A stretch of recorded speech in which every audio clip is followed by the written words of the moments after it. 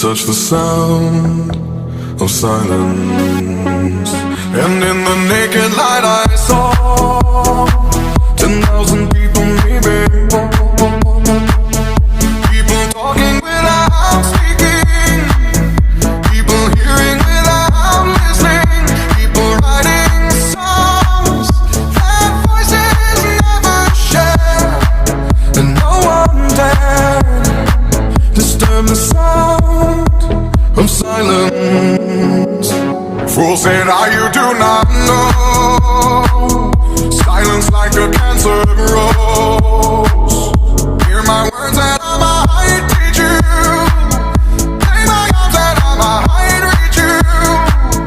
But my words, like silent raindrops, fell